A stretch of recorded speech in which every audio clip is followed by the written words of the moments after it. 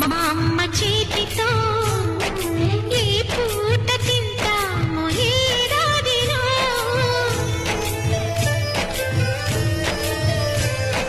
చక్కగా మా నాన్న పక్కగా